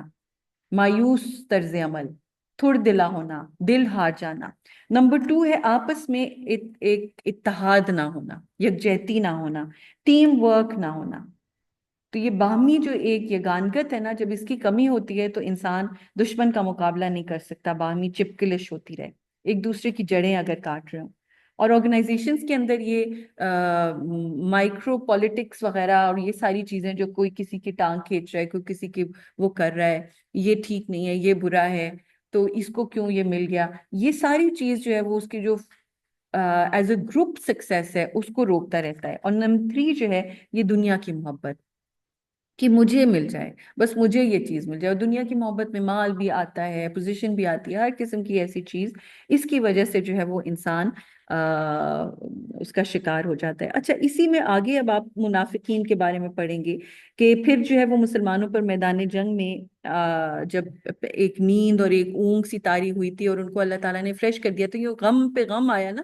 اتنا زیادہ غم آیا کہ اس کے بعد اللہ سبحانہ و تعالیٰ نے ان کو دوبارہ فریش کیا. لیکن دوسری طرف جو منافقین تھے، اس طرف دیکھیے مومنوں کے ساتھ یہ ہو رہا ہے، منافقین جو ہیں وہ اپنی ایک نیگیٹو ٹاک کیے چلے جا رہے ہیں، اور اس سب تباہی کے اندر اور لوگوں کی جانیں گئی ہوئی تھیں، بیچارے خونم خون اور شہید ہوئے ہوئے تھے. اور وہاں کھڑے ہوئے جو منافقین ہیں، جب واپس لے کے گئے تھے مدینہ، اور یہ لاشیں ساری اور میتیں رکھی ہوئی تھیں، تو وہ جو ہیں آگے کھڑے ہو کے لڑنا شروع ہو گئے اور کہنے لگے کہ اگر ہماری بات مانی ہوتی تو پھر تم لوگوں کو یہ دن نہ دیکھنا پڑتا. تو اللہ تعالیٰ نے اس کا جواب کیا دیا کہ اگر مرنا لکھا ہوتا تو تم جنہوں نے مرنا تھا وہ خود اپنی قتل گاہ کی طرف چل پڑتے. کوئی مطلب اس کے اندر تو ڈاؤٹ ہی نہیں ہے، اللہ نے جب لکھا ہوتا ہے تو وہ بندہ جو ہے وہ زندہ رہ ہی نہیں سکتا. آگے دیکھتے ہیں آیت نمبر 159 پہ آئیے. جو اس کا پورا آپ سمجھیے کرکس ہے، فَبِمَا رَحْمَةٍ مِّنَ اللَّهِ لِنْتَ لَهُمْ، آپ محض اللہ کی رحمت کی وجہ سے ان لوگوں کے لیے نرم ہو واقع ہوئے آپ صلی اللہ علیہ وسلم۔ یعنی کہ اتنی بڑی خرابی اور غلطی کر لی، اتنے لوگوں کی جانیں گئیں چند لوگوں کی غلطی کی وجہ سے، لیکن نبی صلی اللہ علیہ وسلم نے پھر بھی ان کو معاف کر دیا۔ اسی لیے اللہ تعالیٰ آپ دیکھیں کیسے آپ صلی اللہ علیہ وسلم کو سمجھا رہے ہیں کہ اللہ کی یہ کرم نوازی ہے کہ آپ صلی اللہ علیہ وسلم ان لوگوں کے لیے نرم ہو واقع ہوئے، بہت سافٹ ہیں۔ اور اگر آپ بدمزاج اور سخت تند دل ہوتے تو وہ آپ کے پاس سے چھٹ جاتے، یعنی جس طرح لوگ آپ کے پاس کھچے چلے آتے ہیں، کوئی آپ سے بات نہ کرنا چاہتا، بس آپ انہیں معاف کر دیجئے اور ان کے لیے مغفرت طلب کیجئے اور معاملات میں ان سے مشورہ لیجئے، پس جب آپ پختہ ارادہ کر لیجئے تو اللہ پر بھروسہ کیجئے، اور اللہ تعالیٰ توکل کرنے والوں سے محبت کرتا ہے۔ آپ یہ دیکھیے وہی لوگ جنہوں نے غلطی کی تھی، انہی کو اللہ تعالیٰ کیا کہہ رہے ہیں، ان سے مشورہ لیجئے۔ حالانکہ ہمارے ہاں کیا ہوتا ہے، کسی سے ایک غلطی ہو جائے تو اس کو ایسے سائیڈ لائن کر دیتے ہیں کہ بھئی یہ تو اس قابل ہی نہیں ہے، آپ کوئی ایک غلطی کسی سے ہونے کی دیر ہوتی ہے تو اس کو ٹرسٹ ہی نہیں پھر کرتے۔ اور یہاں پر اللہ سبحانہ وتعالیٰ آپ صلی اللہ علیہ وسلم کو سمجھا رہے ہیں کہ ان کو معاف کر دیجئے، ان کے لیے بخشش طلب کیجئے اور ان کے ساتھ معاملے میں آپ مشورہ بھی کیجئے، نہیں آئندہ بھی جو جنگوں کے اندر کوئی ہوں گی ایسی باتیں اور مشورے ہوں گے تو اس میں شامل رہیں گے یہ لوگ، ٹھیک ہے؟ وہ بار بار غلطی یاد نہیں کرائی جائے گی۔ اور پھر یہ جو سارا معاملہ تھا، وہ کیوں گئے تھے اس وقت میدان جنگ میں مال جمع کرنے؟ Because there was this thing دل کے اندر کہ ہو سکتا ہے ہمیں ہمارا حق نہ ملے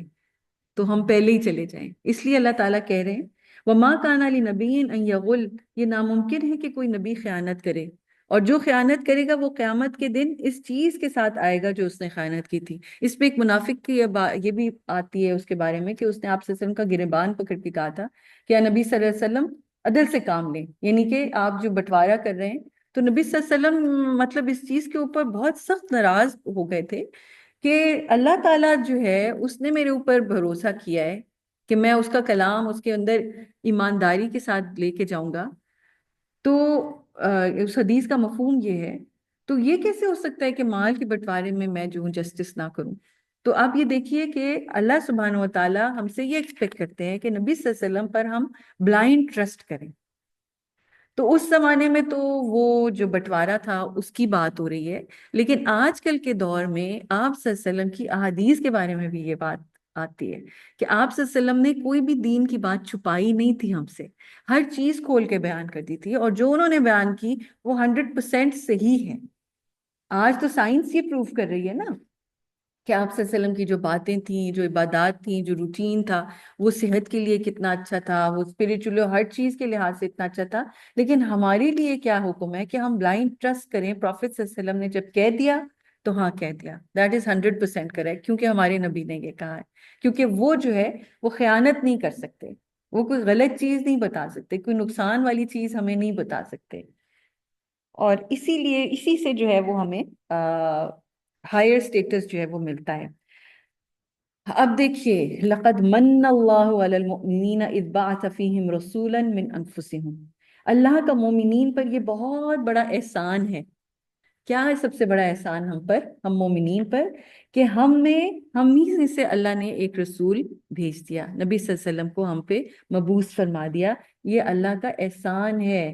ہم اس کے احسان مند ہونے چاہیے کہ آپ صلی اللہ علیہ وسلم ہماری طرف بھیجے گئے، اگر وہ نہ آتے ہمیں کون سمجھاتا؟ اور آپ صلی اللہ علیہ وسلم کی پرسنالٹی تھی جنہوں نے اتنے صبر کے ساتھ یہ کام کیا،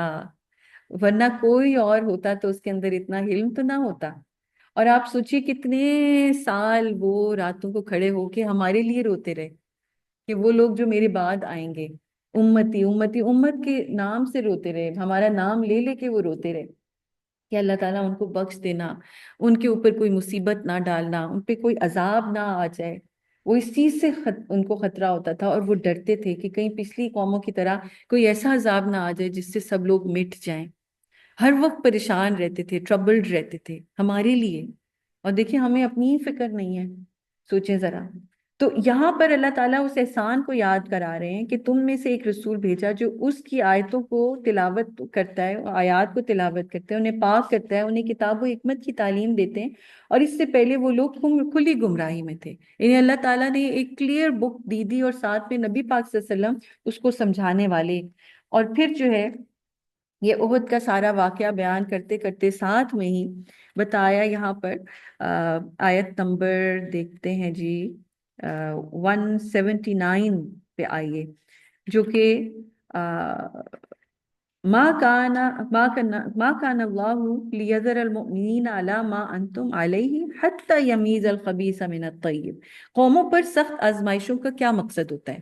نیشنز کے اوپر کٹھن آزمائشیں کیوں آتی ہیں؟ اللہ مومنوں کو اس حال پر نہیں چھوڑنا چاہتا جس پر تم لوگ ہو، یہاں تک کہ ناپاک کو پاک سے الگ کر دے۔ یہ تھا احد میں یہ جو سارا کچھ ہوا، اس کا مقصد کہ اللہ تعالیٰ نے کھرے کھوٹے کو الگ الگ کرنا تھا، یوں کر کے جھنجھوڑتے ہیں جیسے آپ چاول جو ہے اس کے اندر سے جب کلین کرتے ہیں، پہلے زمانے میں اس کو یوں کھٹکا جاتا تھا، تو اس طرح سے جو ہے وہ چھان پھٹک کے دیکھا گیا قوم کو کہ اصل میں کون لوگ ہیں جو واقعی سچے ایمان والے ہیں۔ اور نہ اللہ تمہیں غیب کی باتیں بتانا چاہتا ہے، لیکن اللہ اپنے رسولوں میں سے جسے چاہتا ہے چن لیتا ہے، بس تم اللہ اور اس کے رسول پر ایمان لاؤ، اور اگر تم ایمان لے آؤ گے اور تقوی کی راہ اختیار کرو گے تو تمہیں بڑا اجر ملے گا۔ تو یہ جو اللہ سبحانہ و تعالیٰ نے ہمیں آج بھی آپ دیکھیے کہ مسلم امہ کے اندر ایک کے بعد ایک کوئی نہ کوئی آزمائشیں آتی ہیں، کبھی کوئی نیچرل ڈیزاسٹرز آ جاتے ہیں، کبھی حالات تنگ ہوتے ہیں، تو بجائے اس کے کہ ہم مایوس ہو کے بیٹھیں، ہم نے یہ سوچنا ہے کہ اس دور کے اندر اب وہ چیلنجز کیا ہیں جس کے ذریعے سے ہم اپنے ایمان کو پروف کر سکتے ہیں کہ ہم سچے مومن ہیں۔ اور یہاں پر پھر ہمیں دیکھا جا رہا ہے، ٹیسٹ کیا جا رہا ہے، اللہ تعالیٰ نوٹ کر رہے ہیں کہ یہ کیا کرتا ہے۔ کسی کو اللہ تعالیٰ غربت میں آزما رہا ہے، کسی کو اللہ تعالیٰ دے کے آزما رہا ہے، کسی کو کوئی پوزیشن دے کے آزما رہا ہے، کسی کی پوزیشن لے کے آزما رہا ہے، لیکن کانسٹنٹلی ہر ایک کی کسی نہ کسی طرح سے آزمائش چل رہی ہے۔ نیشنز کی الگ آزمائش چل رہی ہے، انڈیویجولز کی الگ آزمائش چل رہی ہے، علاقہ وار لوگوں کی الگ آزمائش چل رہی ہے۔ تو ٹیسٹ ہی ٹیسٹ ہے جو ایک کے بعد ایک ہوئے چلے جا رہے ہیں۔ لَقَدْ سَمِعَ اللَّهُ قَوْلَ الَّذِينَ قَالُوا إِنَّ اللَّهَ فَقِيرٌ وَنَحْنُ أَغْنِيَاءُ۔ دیکھیے کتنی غلط بات شروع کر دی، یہود کی بات آ رہی ہے کہ اللہ تعالیٰ کہہ رہے ہیں اللہ نے ان لوگوں کی بات یقیناً سن لی جنہوں نے کہا بے شک اللہ فقیر ہے اور ہم مالدار ہیں۔ ہم ان کی باتیں لکھ رہے ہیں اور ان کا انبیاء کو ناحق قتل کرنا بھی لکھ رہے ہیں، اور ہم ان سے کہیں گے کہ آگ کا عذاب چکھو۔ یہ کب کہا تھا ان لوگوں نے؟ جبکہ جہاد کے لیے، جنگ کے لیے اعلان ہوا تھا کہ ڈونیشنز کلیکٹ کی جائیں، تو وہ یہ کہنے لگے کہ اب دیکھیے نا، حضرت ابو بکر جو تھے وہ اپنے گھر کا پورا سامان لے کے آ رہے ہیں، حضرت عمر جو ہے وہ آدھا سامان لے کے آ رہے ہیں، تو مختلف مواقع کے اوپر جب صدقہ خیرات کی آیات آئیں تو یہود جو ہیں وہ بڑے اکڑ بیٹھے کہ جی ہم سے مانگا جا رہا ہے، تو یہ تو اس لیے ہے کہ اللہ فقیر ہے اور ہم بڑے غنی ہیں۔ لیکن کتنی بےہودہ قسم کی یہ بات تھی، اور اللہ تعالیٰ نے پرانے جتنے ان کی خطائیں تھیں وہ ساری گنوا دی۔ کلو نفس ذائقۃ الموت، اس ٹائم پر انسان کو موت کو یاد رکھنا ہے، اس لیے کیونکہ موت وہ واحد ٹائم ہے کہ جب انسان کوئی چیز ہاتھ میں ساتھ لے کے نہیں جا سکتا۔ ٹریولنگ کے لیے جا رہے ہوں، کسی بھی جگہ جا رہے ہوں تو انسان اٹھا کے کچھ نہ کچھ لے جاتا ہے، لیکن موت جو ہے اس میں انسان خالی ہاتھ جاتا ہے۔ وَإِنَّمَا تُوَفَّوْنَ أُجُورَكُمْ يَوْمَ الْقِيَامَةِ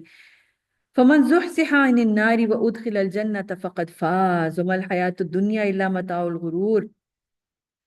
ہر نفس کو موت کا مزہ چکھنا ہے، اور قیامت کے دن تمہیں تمہارے اعمال کا پورا پورا بدلہ دیا جائے گا۔ بس قیامت کے دن جو شخص آگ سے دور کر دیا جائے گا اور جنت میں داخل کیا جائے گا وہ کامیاب ہوگا،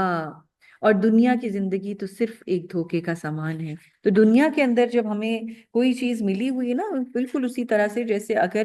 کوئی پلے ہے، کوئی ڈرامہ ہے، اس کے اندر کوئی بادشاہ سلامت بنا ہے اور اس نے کوئی اپنا وہ پہنا ہوا ہے کاسٹیوم، اور وہ باہر نکلے اور پھر وہ اسی طرح ایکٹ کرنا شروع ہو جائے، تو کیا کہیں گے آپ اس کو کہ یہ دیکھو ذرا، یہ تو خالی ڈرامے میں بنا تھا، یہ اب اپنی آپ کو اصل سمجھ رہا ہے۔ تو یہ جو دھوکے کا سامان ہے، ایک اور جگہ یہی کہ یہ کھیل تماشا ہے دنیا، بیکاز دنیا کے اندر جو بھی کچھ ہمیں ملا ہے وہ کوئی ریالٹی نہیں ہے،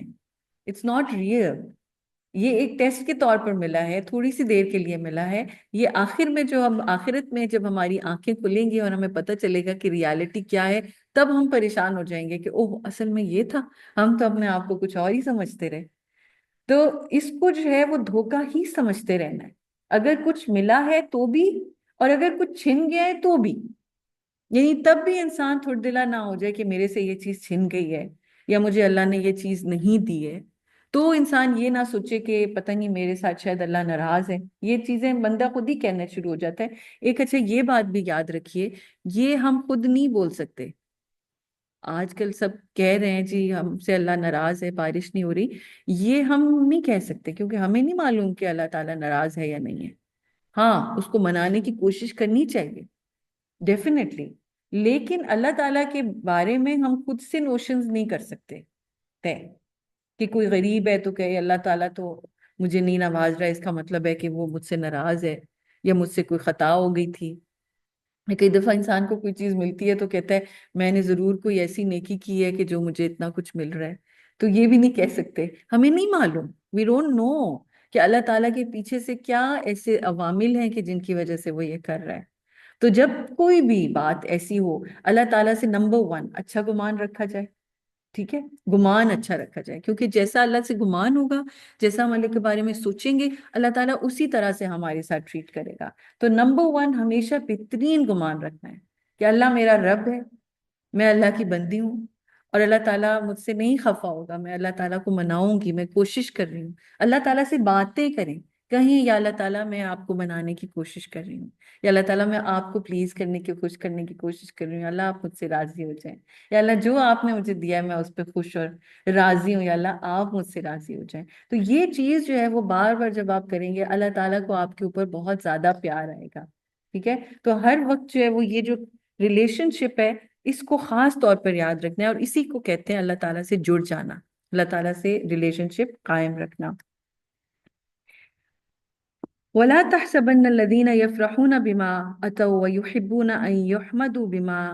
لَمْ يَفْعَلُوا فَلَا تَحْسَبْهُمْ بِمَفَازَةٍ مِّنَ الْعَذَابِ وَلَهُمْ عَذَابٌ أَلِيمٌ وَلِلَّهِ مُلْكُ السَّمَاوَاتِ وَالْأَرْضِ وَاللَّهُ عَلَى كُلِّ شَيْءٍ قَدِيرٌ۔ جو لوگ اپنے کیے پر خوش ہو رہے ہیں اور چاہتے ہیں کہ نہ کردہ اعمال پر بھی ان کی تعریف کی جائے اب کچھ لوگ جو ہے نا ایک اور ہی پرسنالٹی ہوتے ہیں، جو کرتے کچھ نہیں ہے لیکن ان کا دل چاہتا ہے کہ بس ان کو اپریشیٹ کیا جائے، جو نہیں کیا ہوا اس کی بھی وہ اپنے کھاتے میں لینا شروع ہو جاتے ہیں۔ کام کسی اور نے کیا ہوگا اور چاہتے ہیں تعریف ان کی ہو جائے، اپنے کریڈٹ میں لینا شروع ہو جاتے ہیں۔ تو اللہ تعالیٰ ان کی بھی ڈسکس کر رہا ہے بات، آپ سوچیں ان کی پرسنالٹی کے بارے میں، کہ وہ ایسے لوگ اللہ تعالیٰ کو بہت برے لگتے ہیں جو چاہتے ہیں ہر وقت ان کی تعریف کی جائے، ایون ایسے کاموں میں جو انہوں نے کیے ہی نہیں۔ انہیں آپ عذاب سے محفوظ نہ سمجھیں، اور ان کے لیے دردناک عذاب ہوگا، اور آسمان اور زمین کی بادشاہی صرف اللہ کے لیے ہے اور ہر چیز پر وہ قادر ہے۔ خاص طور پر یہاں یہ ذکر کیوں آیا؟ اس لیے کیونکہ جو منافقین تھے وہ بار بار جو تھے وہ چاہتے تھے کہ ان کو یہ اپریشیٹ کیا جائے، انہی کو جو بار بار اکنالج کیا جائے، انہی کی تعریف ہو۔ وہ ہر وقت جو ہے وہ لائم لائٹ میں رہنے کی کوشش کرتے تھے۔ اور عبداللہ بن ابی خاص طور پر ایک جو منافق تھا، جو سردار تھا منافقوں کا، جب نبی صلی اللہ علیہ وسلم مسجد نبوی میں کوئی ٹاک دینے والے ہوتے تھے تو پہلے کھڑا ہو جاتا تھا، سارے لوگ متوجہ ہوں، ادھر دیکھیں ہمارے نبی آئے ہیں، وہ بات کرنے، ارے بھائی سب کو پتا ہے وہ بات کرنے والے سب خود خاموش ہو جائیں گے۔ تو یہ جو اپنی امپورٹنس جتانا اور پھر ہر چیز میں بیچ میں آنا، اللہ سبحانہ وتعالیٰ نے خاص طور پر ان پرسنالٹیز کو پوائنٹ آؤٹ کیا، اور وقتاً فوقتاً آپ دیکھیں گے کہ جو ہپوکریٹس ہیں، منافقین ہیں، اللہ تعالیٰ ان کی نشانیاں بھی بتاتے رہیں گے، کیونکہ سچے مومنین جو ہیں ان کی شخصیت جو ہے ذرا فرق قسم کی ہوتی ہے۔ اور خاص طور پر پیچھے یہ بھی بتایا گیا تھا کہ وہ نیکی کر کے چھپاتے ہیں، یعنی they don't like it کہ بہت زیادہ اس کو بلو اپ کیا جائے اور بتایا جائے۔ ہاں کچھ فرض جو نیکیاں ہیں ان کو اگر دکھا بھی دیا جائے تاکہ موٹیویٹ ہو، وہ اور بات ہے،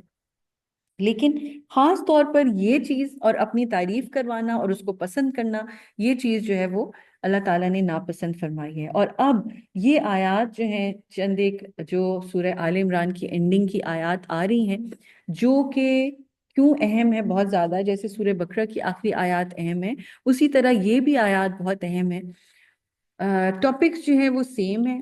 اور یہ وہ آیات ہیں جو نبی پاک صلی اللہ علیہ وسلم کی جیسے ہی رات کو آنکھ کھلتی تھی تو پہلی چیز وہ یہ ریسائٹ کرتے تھے تہجد کے لیے جب آپ صلی اللہ علیہ وسلم اٹھتے تھے. تو یہ جو ہے وہ ان کو یاد کیا جائے، ان کو پڑھا جائے. بہت پیاری آیات ہیں، اجر بھی ان کا بہت زیادہ ہے. ان کا میننگ دیکھتے ہیں. ان فی خلق السماوات والارض واختلاف اللیل والنہار لآیات لأولی الالباب الذین یذکرون اللہ قیاما وقعودا وعلی جنوبہم ویتفکرون فی خلق السماوات والارض ربنا ما خلقت هذا باطلا سبحانک فقنا عذاب النار. بے شک آسمان اور زمین کی تخلیق اور رات اور دن کی گردش میں عقل والوں کے لیے یعنی انٹیلیجنٹ لوگوں کے لیے بہت سی نشانیاں ہیں، کلوز ہیں. جو کھڑے اور بیٹھے اور اپنے پہلو کے بل لیٹے ہوئے اللہ کو یاد کرتے ہیں اور آسمان اور زمین کی تخلیق میں غور و فکر کرتے ہیں اور کہتے ہیں اے ہمارے رب، تو نے انہیں بیکار بے وجہ پیدا نہیں کیا، تو ہر عیب سے پاک ہے، بس تو ہمیں عذاب نار یعنی آگ کے عذاب سے بچا لے. یہ جو انٹیلیجنٹ لوگ ہیں جن کو ایک تو نمبر 1 بتایا گیا کہ وہ پوری کی پوری کائنات کے اوپر غور و فکر کرتے ہیں، نمبر 2 وہ کیا کرتے ہیں؟ اللہ کا ذکر کرتے ہیں. سو جو کائنات ہے، جو اللہ جو کریٹر ہے کائنات کا، وہ ان کو جوائن کرتے ہیں، جوڑ دیتے ہیں سائنس اور دین کو ساتھ ساتھ. ہمارے یہاں جو یہ کانسیپٹ پایا جاتا ہے کہ جو دنیاوی علم حاصل کر رہے ہیں وہ دین سے جو ہے وہ بہت دور ہوتے ہیں، اور جو دینی علم حاصل کر رہے ہیں ان کو یہ کہا جاتا ہے کہ جی ان کا جو ہے وہ دنیاوی علوم سے تعلق نہیں ہے. جبکہ یہ جو آیات ہیں خاص طور پر جن کی نبی صلی اللہ علیہ وسلم ڈیلی تلاوت کرتے تھے، یہ ان دونوں چیزوں کو کمبائن کرتی ہے، کائنات پہ غور و فکر اور پھر اللہ کو یاد کرنا. اور وہ بھی کیسے؟ کھڑے بیٹھے لیٹے ہر حال میں. جبکہ آپ نے ایک کانسیپٹ دیکھا ہوگا، اکثر ریلیجس طبقوں میں یہ کانسیپٹ ہوتا ہے کہ بھئی آپ نے جی ذکر کرنا ہے تو آپ باوضو ہوں، آپ بس ایک جگہ قبلہ رخ بیٹھے ہوں. یہ کانسیپٹ اللہ تعالیٰ سے دور کر دیتا ہے انسان، کیونکہ جب آپ چلتے پھرتے نہیں یاد کر رہے اللہ کو، لیٹے ہوئے نہیں یاد کر رہے ہر حال میں. اب دیکھیں ایک چیز آپ نے نوٹ کی، جب نبی پاک صلی اللہ علیہ وسلم جیسے ہی اٹھتے تھے تو اس وقت ان کا وضو نہیں ہوتا تھا، اور وہ وضو کے بغیر یہ آیات جو ہے وہ ریسائٹ کرتے تھے. تو آپ نے خود کو جو ہے وہ ایز میں ڈالنا ہے، اللہ تعالیٰ کو زیادہ سے زیادہ یاد کرنا ہے، ہر حال میں یاد کرنا ہے. چاہے انسان کیمسٹری پڑھ رہا ہو، فزکس پڑھ رہا ہو، میتھس پڑھ رہا ہو، ہر چیز کے اندر اللہ تعالیٰ نظر آنا چاہیے انسان کو. ٹھیک ہے، بایولوجی پڑھ رہا ہو، کریشن دیکھ رہا ہو، کچھ بھی ہو، کمپیوٹر سائنس ہے، ہر چیز میں اللہ تعالیٰ نظر آنا چاہیے، وہ نشانی اللہ تعالیٰ کی ہے. تو یہ جو کرکس ہے نا علم کا، جو علم حاصل کرنے کا ہے، یہ انسان کو اللہ سے جوڑتا ہے اگر اس کو صحیح موقع کے ساتھ اور صحیح طریقے سے حاصل کیا جائے. اور یہی بیسکلی اللہ تعالیٰ چاہتے ہیں کہ مومنوں کو نصیب ہو. اسی لیے خاص طور پر آگے یہ دعا آ رہی ہے، ربنا انک من تدخل النار فقد اخزیتا وما للظالمین من انصار ربنا اننا سمعنا منادیا ینادی للایمان ان آمنوا بربکم فآمنا. اے ہمارے رب، تو جس کو جہنم میں تو نے داخل کیا تو وہ تو ذلیل و رسوا ہو جائے گا اور ظالموں کا کوئی مددگار نہ ہوگا. اے ہمارے رب، ہم نے ایک منادی کرنے والے کو سنا، یعنی ایک پکارنے والے کو سنا جو ایمان لانے کے لیے پکار رہا تھا اور کہہ رہا تھا کہ اے لوگو تم اپنے رب پر ایمان لے آؤ. تو ہم ایمان لے آئے. اے ہمارے رب، تو ہمارے گناہوں کو معاف کر دے، ہماری خطاؤں کو درگزر فرما اور دنیا سے ہمیں نیک لوگوں کے ساتھ اٹھا. اے ہمارے رب، تو نے اپنے رسولوں کی زبانی جو ہم سے وعدہ کیا تھا وہ ہمیں دے دیا، یعنی وہ سچا کیا، اور قیامت کے دن ہمیں رسوا نہ کرنا. بے شک تو وعدہ خلافی نہیں کرتا. تو قیامت کی رسوائی سے ہم کیسے بچ سکتے ہیں؟ جب ایون جو دنیا کے بھی علوم ہے وہ حاصل کرتے ہوئے ہم اللہ سے جڑے رہیں، اللہ کو نہ بھولیں. دنیا کماتے ہوئے بھی ہم دین کو نہ پیچھے پس پش ڈال دیں. پس ان کے رب نے ان کی دعا قبول کر لی کہ میں تم میں سے کسی کا نیک عمل ضائع نہیں کروں گا، یعنی کسی عمل کرنے والے کا عمل ضائع نہیں کروں گا، چاہے وہ مرد ہو یا عورت، تم سب آپس میں برابر ہو. یعنی اگر نیکی کر رہے ہیں تو چاہے کوئی آدمی نیکی کر رہا ہے یا عورت نیکی کر رہا ہے، اس کو کر رہی ہے، اس کو برابر کا ہی اجر ملے گا. یہ نہیں ہو سکتا کہ مرد نماز پڑھے تو اس کو اتنی نمازوں کا ثواب ملے اور عورت پڑھے تو اس کو کم کا ملے. نو، یہ اللہ تعالیٰ نے برابری کی ہے اجر دینے کے لیے. ٹھیک ہے، یہ اور بات ہے کہ رولز فرق فرق ہے، ٹھیک ہے، وہ ہم انشاءاللہ تعالیٰ بھی آگے پڑھیں گے کہ رولز اینڈ رسپانسبلٹیز اللہ نے الگ الگ رکھی تاکہ نظام کائنات چل سکے، لیکن جہاں تک نیکیوں کا معاملہ ہے اس میں اللہ تعالیٰ نے برابری کی۔ بس جن لوگوں نے ہجرت کی اور اپنے گھروں سے نکالے گئے اور میری راہ میں انہیں تکلیف دی گئی اور جہاد کیا اور قتل کیے گئے، میں ان کے گناہوں کو ضرور معاف کر دوں گا اور انہیں ایسی جنتوں میں داخل کروں گا جن کے نیچے نہریں جاری ہوں گی، اور اللہ کی جانب سے ان کو یہ اجر ملے گا اور اللہ کے پاس بہت اچھا بدلہ ہے۔ اہل کفر کا شہروں میں چلنا پھرنا آپ کو دھوکے میں نہ ڈالے۔ ہم کئی دفعہ حیران ہوتے ہیں نا کہ دیکھو وہ نان مسلمز ہیں پھر بھی اتنی ترقی کر رہے ہیں، ویزے کی بھی ضرورت نہیں ہوتی، جہاں مرضی چلے جاتے ہیں، اور ہم جو ہیں وہ لائنوں میں لگے رہتے ہیں، ویزے ریجیکٹ ہو جاتے ہیں۔ اللہ تعالیٰ کی یہ کائنات ہے، اللہ کی بنائی ہوئی دنیا ہے، اور ہم اللہ کی عبادت کرتے ہیں پھر بھی ہمارے لیے اتنی روک ٹوک، یہ کیا بات ہوئی؟ وہ اسی لیے اللہ تعالیٰ کہہ رہے ہیں کہ آپ کو کفار کی یہ چلت پھرت اور ادھر دوڑ بھاگ جو ہے یہ دھوکے میں نہ ڈالے، یہ تو تھوڑا سا فائدہ ہے، پھر ان کا ٹھکانہ جہنم ہوگا، وہ بہت بری جگہ ہے۔ لیکن جو لوگ اپنی رب سے ڈریں گے اور ان کو ایسی جنتیں ملیں گی جن کے نیچے نہریں جاری ہوں گی، ان میں وہ ہمیشہ رہیں گے، یہ اللہ کی طرف سے ان کی ضیافت اور تکریم ہے، یعنی اللہ وہاں پہ بہت عزت دے گا، وی آئی پی پروٹوکول ہوگی جنت میں۔ اور جو کچھ اللہ کے پاس ہے وہ نیک لوگوں کے لیے بہت بہتر ہے۔ اور بے شک اہل کتاب میں سے بعض ایسے بھی ہیں جو اللہ پر اور ان کتابوں پر جو تمہارے لیے اور ان کے لیے اتاری گئی ہیں ایمان رکھتے ہیں۔ ان کا حال یہ ہے کہ وہ اللہ سے ڈرتے ہیں، اللہ کی آیتوں کے بدلے میں تھوڑی قیمت قبول نہیں کرتے۔ ان لوگوں کا اجر ان کے رب کے پاس ثابت ہے، بے شک اللہ جلد حساب لینے والا ہے۔ تو جو سچے ایمان والے ہیں وہ تھوڑے سے دنیا کے فائدے کے پیچھے اللہ کے احکامات کو پس پش نہیں ڈالتے، وہ بیچ نہیں دیتے۔